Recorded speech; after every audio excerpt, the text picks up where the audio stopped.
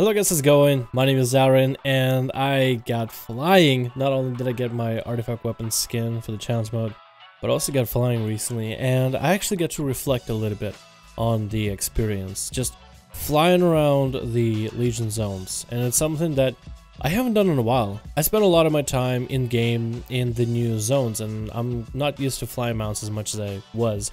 And I have a menagerie of flying mounts, just from the bats, dragons, whatever.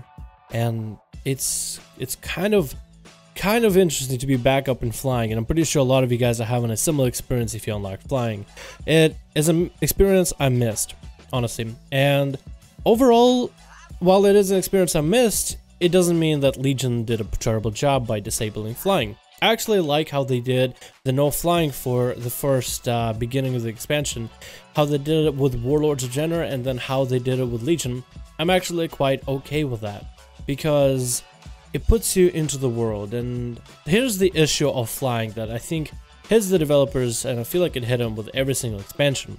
One, flying mounts take people out of the world. Even if you make the world around the idea that, oh, people will just fly to this certain location to accept this certain quest or kill a certain mob, it does take people out of the world. You're not seeing the fine details of a game you're trying to build. And I am gonna get a little bit more here, theoretical, theological, thinking man kind of discussion here. This isn't gonna be as much as like PvP ramblings and whatnot. Another issue that comes with the fact of flying is there's usually less player interaction. For the most part, players are just going from A to B with the shortest possible contact and just getting through their day. One of the things that is great with Legion, and even it was okay with World of Jenner, even though I feel like a lot of players sat in garrisons for World of Jenner, in Legion you got to see a lot of players, a lot of player interaction, a lot of players getting together for the same world quest, and you always had a plentiful amount of people to help you get certain bosses down, or even big rares when they come up for the week, or other people doing the same world quest you're doing. Maybe even Alliance are just getting too rowdy with world quests and just destroying you, and then somebody else jumps in and then you decide, let's kick him out. Solution was no flying. Of course, to put people in the world, let them explore, and let the player interaction happen. But they also added the Flight Master's Whistle.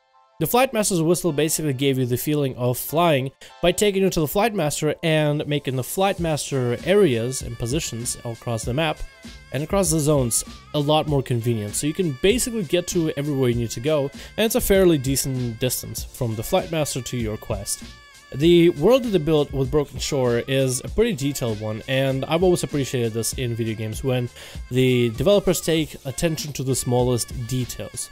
When you're just sitting out in an area and you're looking for the smallest details, and when you're seeing bugs, or you're seeing texture problems, or you're seeing characters acting weird because you're paying attention to this detail, that's really a turn off. But when you can sit down and just look at the fine details, look at the little secrets, just look at the graphics, look at the detail for the most simplest things, then you can really appreciate the game you're playing, and then the whole, I guess, the world and the scope, especially for an MMO, becomes even bigger. Because I feel like MMOs in particular are the types of games that need to be in a big scope. They need to feel massive, they need to feel huge, they need to feel endless. And I feel like Legion did a pretty good job with it. And the flying makes you appreciate the environment more or less, and I kind of like how they did the whole flying shindig.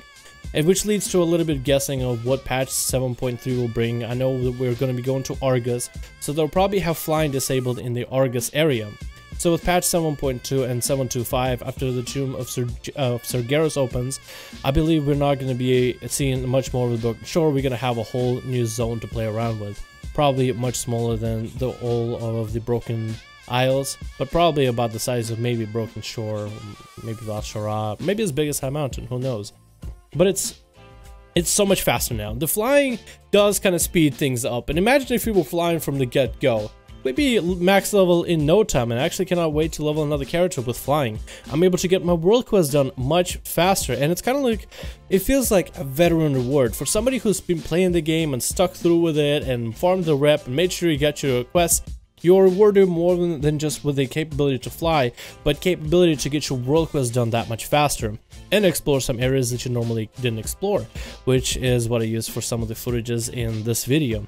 To be able to explore more of the world is one thing, but to be able to actually have a faster time doing your dailies kind of allows me to just take 2 days off and not do my dailies, and then kind of get them all done within an hour, maybe an hour and a half at most, in a single swoop, while it would normally take me about an hour every day if I were to maintain with all of my emissary quests, to make sure to go out of my, take the time out of my day for a whole hour to find the things I need to do in terms of emissary quests, farming the AP, farming the honor traits, honor points, farming everything you need for the daily activities, I guess is the best way to put it. Now, if you want to know how to get the Pathfinder, I'll have the Wowhead link for it in the description below for you guys to check out exactly how to go about it. There's a part 1 and part 2.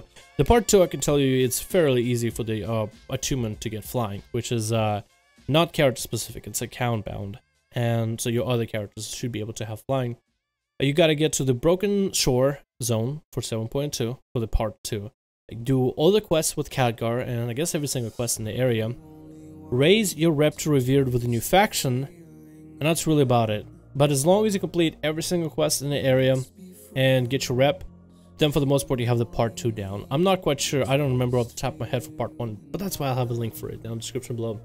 So anyway, if you guys got flying, I would actually like to know your experience, because I actually sat back and thought about this for a little bit. I was thinking, I'm gonna make another PvPBG video where I just play a battleground, try maybe a new spec, maybe hit up with the PTR, but then I found myself just flying around and I thought, this is kind of cool, but it's weird, it's reflective. So let me know what you guys' reflections are, and I'll see all of you in the next video. Making scenes, now we just see everything we believe. We just see